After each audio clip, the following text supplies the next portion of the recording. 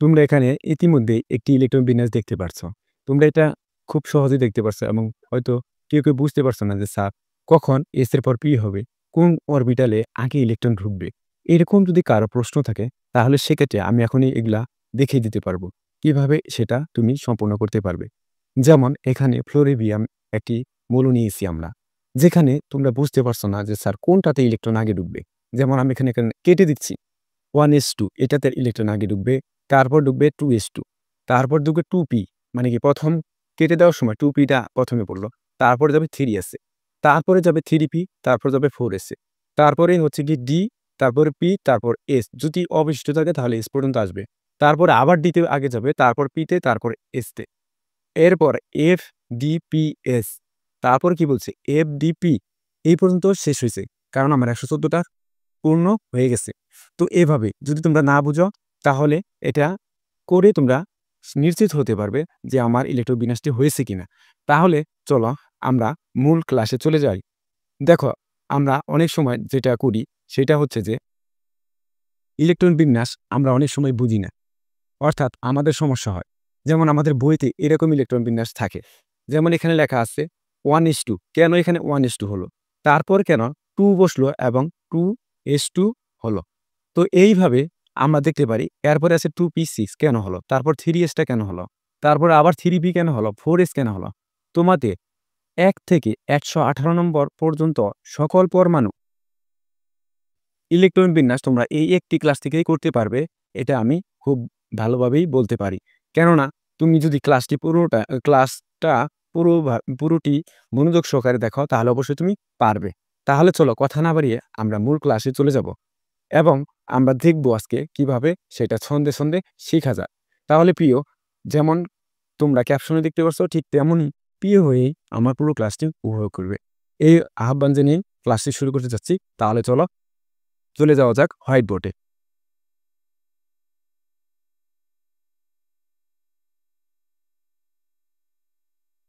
Finally চলে আসলাম আমরা একদম ভিডিও ক্লাস।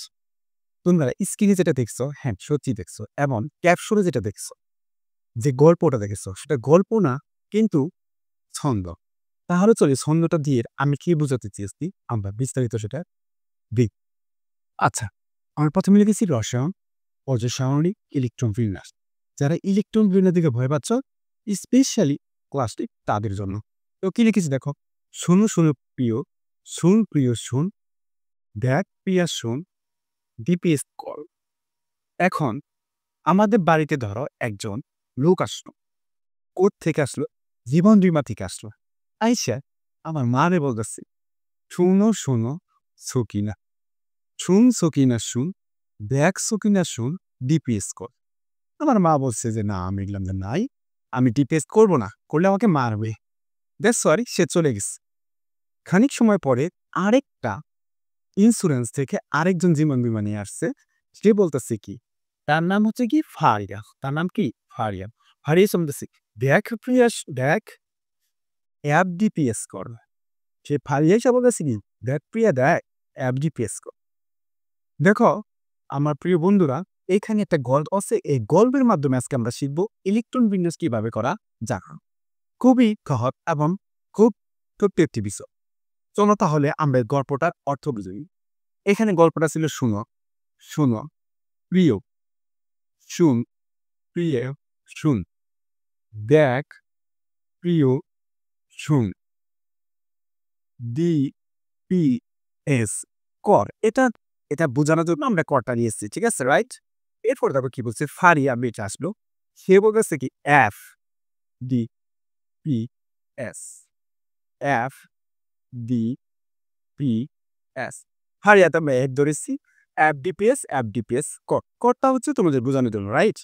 এখন দেখো এখানে আমরা কি বলতে চাচ্ছি, S S P F E S DPS DPS FDPS FDPS. তোমরা অনেক সময় দেখো যে স্যার যখন ইলেকট্রন বিন্যাস করে 1s2 2s2 2p6 3s2 3p6 3d10 3f14 এইরকম দেওয়া থাকে। এটি কেন এস এর পর আবার এস বসলো, তারপর কেন পি বসলো, এইটাই কিন্তু আমরা অনেকেই বুঝি না। যারা বুঝি না, হ্যাঁ তাদের জন্য আজকের ক্লাসটি খুব মনোযোগ সহকারে দেখবে। চ্যালেঞ্জ রইল, তুমি অবশ্যই পারবে। You must have to learn. তোমাকে অবশ্যই শিখতে হবে। তাহলে সেক্ষেত্রে আমরা এখানে লিখতে পারি, দেখো এখানে কয়টা শব্দ আছে? ধরো S, P, D, F, sorry F. ৪ টা শব্দ আছে ৪ ধরনের। তো আমি এখানে লিখলাম। এখানে আমরা একটা জিনিস বোঝাতে চাচ্ছি, সেটা হচ্ছে দেখো, খুব মনোযোগের সহকারে বোঝার চেষ্টা করো। ৪ টা ১, ২, ৩, ৪। দেখো আমাদের ক্লাসে ৪ জন স্টুডেন্ট। কতজন স্টুডেন্ট? ৪ জন স্টুডেন্ট। ১ম স্টুডেন্ট ১ রুল কার? ১ম এস। এস এর হচ্ছে ১ রুল, তারপর হচ্ছে পি এর হচ্ছে ২ রুল, ডি এর হচ্ছে ৩ রুল এবং ৪ এর হচ্ছে এফ। মানে কি? যদি এফ রুলে এফ এর হয় ৪ রুল আর এস এর হয় ১ রুল, তাহলে সেক্ষেত্রে আমি যদি বলি S, roll number, roll call the number 1, S. যদি বলি এস, সে বলবে প্রেজেন্ট স্যার। আর যদি বলি 1, সে বলবে present sir. I think S is Sakina. এখন দেখো, সকিনা যদি আমি বলি, সে বলবে জি স্যার। আর সকিনা কয় নাম্বার আছে? ১ নাম্বার। আর যদি অ্যাপ বলি, তাও বলবে জি স্যার। আর যদি বলি 4, তাও বলবে জি স্যার।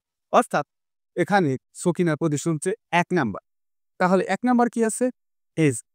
এরপর ২ নাম্বার সিরিয়াল গেছে পি, ৩ নাম্বার সিরিয়াল আছে কি ডি এবং ৪ নাম্বার সিরিয়াল আছে কি এফ। তাহলে চলো সুপ্রিয় শিক্ষার্থীবৃন্দরা, এইখানে আমরা অনেক সময় বুঝি যে পরীক্ষার নাম্বার বেশি পেলে কিন্তু ১ রুল হওয়া যায়। তাই তো? এখানে হবে তার বিপরীত, নাম্বার কম পেয়ে ১ রুল। ঠিক আছে? তাহলে চলো এস কত পেয়েছিল? এখন এখানে এস সর্বোচ্চ কয়টা খাবার খেতে পারবে বা এস সর্বোচ্চ কয়টি ইলেকট্রন বহন করতে পারবে, এখন আমরা এটা ব্যবহার করব, বের করব একটা সূত্রের মাধ্যমে। যেখানে সূত্রটা হবে 2 ইনটু 2l প্লাস 1। এটা হচ্ছে আমাদের একটি সূত্র। আর যেখানে এখানে এল এর মানটা হবে পরিবর্তন, আর সবগুলার ইজ এসেছে আছে, অঙ্কতে আছে, তাহলে এগুলা পরিবর্তন হবে না। যেখানে যেখানে তুমি লিখতে পারো, যেখানে f ইজ ইকুয়াল 0, 1, 2, 3 এ পর্যন্ত। এখানে এল এর মান হবে 0। 0 কার ক্ষেত্রে হবে? এস এর ক্ষেত্রে।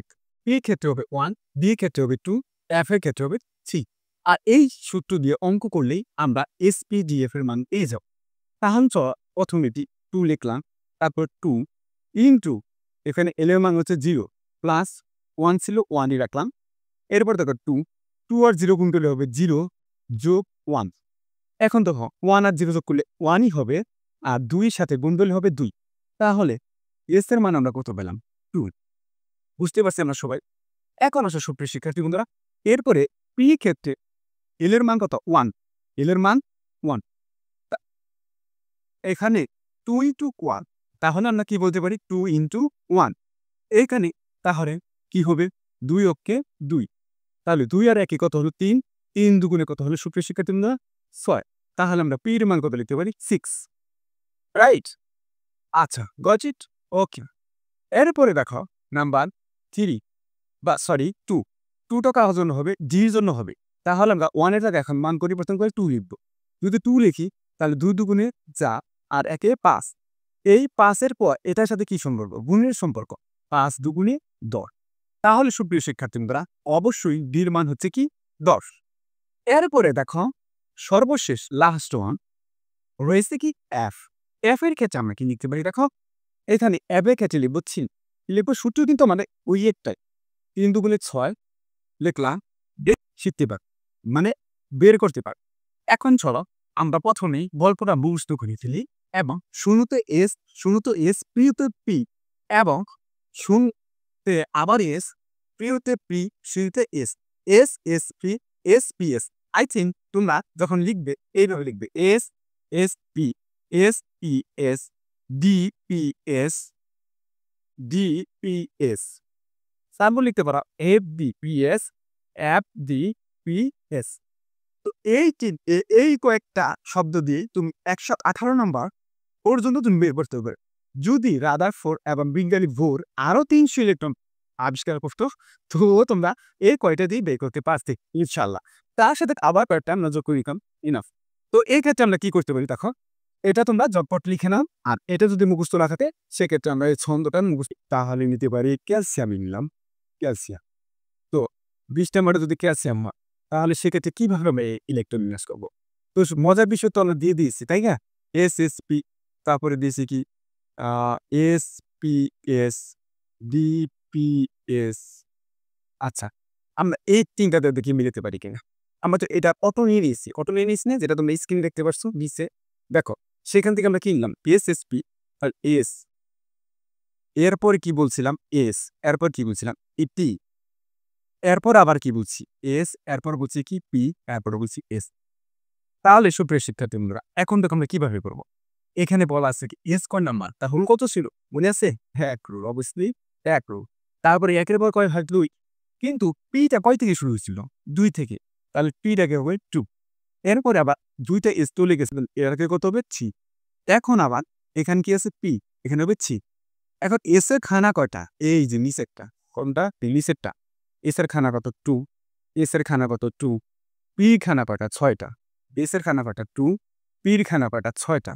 আচ্ছা, ২, ৪, ৬, ১০ আর ২ ১২ আর ৬ ১৮। এখন 3 চলে গেছে। এরপর কত হবে? 4s। এর খানা কটা? ২ টা, ২০ টা। তো সুপ্রিয় শিক্ষার্থীবৃন্দ, আমাদের ইলেকট্রন বিন্যাসটি শেষ। তো এটা কি আমরা মুখস্থ করছি? না। শুনো, শুনো প্রিয়, প্রিয় শুন। Answer okay. রাইট? হ্যাঁ, আমি রাইট। ওকে। এখন দেখো, এইখানে যদি ক্যালসিয়াম বাদে অন্য কোনটা হয়, অর্থাৎ জিঙ্ক হয় কত নম্বরে? ৩০ নম্বরে। ধরো আমি এখানে লিখলাম জিঙ্ক, জিঙ্ক। বেশ ভাইয়া, জিঙ্ক যদি ৩০ হয় ওটা কিভাবে করব? জিঙ্ক না, তুমি ১৯৮ টা হলে পারবে। এই নিয়মই। তাহলে জিঙ্ক যদি হয় আবার লেখো এসএসবি, এসপিএস। এরপরে কার আসতেছে? ডি। কি আসতেছে? ডি। ডি কত থেকে শুরু হয়? অবভিয়াসলি ৩ থেকে ডি শুরু হইছে। তাহলে ডি এর আগে বসবে ডি। এবং ডির খানা কয়টা? ১০ টা। এই যে তার খানা মানে পাওয়া। ১০ টা। ৩০ টা হইছে। সিম্বল এই যে S, S, P, S, P, S. তখন কি আসতেছিল? ডি। ডি দিয়ে দিছেন। ডি দিয়ে ১০ টা দিয়ে দিছি ৩০ টা। অ্যান্সার। তো সিলভার খুবই সহজ হইতে এটা তোমরা করতে পারবা। এখন তোমার প্রশ্ন হতে পারে যে ভাইয়া, আমি আরো বড় করতে চাই। আরো বড় এখন ৭৮ নাম্বারটা আমরা কিভাবে ইলেকট্রন বিন্যাস করতে? দেখো, এটা যেহেতু বড়, এটা আমরা আরো সহজ হইতে করব। কিভাবে করব? প্রথমে আমাদের ছিল কি? এস। এরপর কি ছিল? এ। মানে আমরা সাজাচ্ছি। এরপর কি ছিল? পি। পি ২ নাম্বার ছিল এই যে এখানে কি যেভাবে ছিল। তারপর কি ছিল? S, S, P. আবার ছিল কি? এস। আবার কি ছিল? পি। আবার কি ছিল? এস। এরপর কি ছিল? ডি। ডি কয় নাম্বার থেকে শুরু হয়? সবসময় ৩ নাম্বার থেকে শুরু হয়। ডি। ডি তাহলে কোথা থেকে শুরু? ৩ নাম্বার। তারপর ডির পর কি বলছেন? পি, তারপর এস। আচ্ছা, এরপর আবার কি বলছিল? D, P, S. দেখো নিচে যে আমাদের ছন্দ আছে তার সাথে মিলছে কিনা। আচ্ছা, আমি যেভাবে বলছিলাম ঠিক ওইভাবে লিখতেছি। এরপর কি বলা ছিল? এফ। এফ কয় নাম্বারে? ৪ নাম্বারে। ১, ২, ৩, ৪। ৪ নাম্বার। ১, ২, ৩, ৪ মিলছে ৪। F, D, P, S. এখন দেখো, এইখানে এডি লিখলাম। এখন আমরা মিলাবো ৭৮ টা হয় কিনা। না হলে আরো মিলবো। তাহলে লিখি ১, ২, ৩, ৪, ৫, ৬, ৭, ২, ৩, ৪, ৫, ৬, ৩, ৪, ৫, ৪। এখন আমরা এর মান বসাবো ২, ৪, ৬। ২, ৬, ১০। ২, ৬, ১০, ১৪। তারপর বসাবো ২, ৬। এখন দশা এই পর্যন্ত আসলাম। এখন আমরা দেখব যে এক্ষেত্রে আমরা কিভাবে করতে পারি। এখানে কিভাবে করতে পারি? দেখো, ২ দিয়ে ৪, ৪ ৬ ১০, ১০ আর ২ ১২, ৮ ৬ ১৮, ১০ এ আকাশ, ২৮ আর ৮ এ ৩৬, ১০ এ ৪৬ আছে ১৪, ৬০। আমার দরকার ৭৮।